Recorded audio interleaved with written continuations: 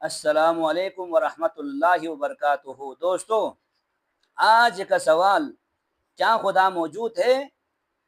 آج سے 30-40 سال پہلے سائنس کے عرقے سے آتشتہ نے ہمارے بعض تعلیم یافتہ حضرات کا دماغ چکرا دیا تھا۔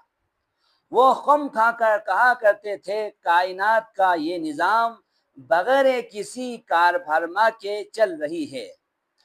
بادل اپنی کاریگری سے بجلیاں اور بوندیاں برسا رہے ہیں، پھول خود بخود کھل رہے ہیں، بہار کے قافلے اپنی مرضی سے آ جا رہے ہیں۔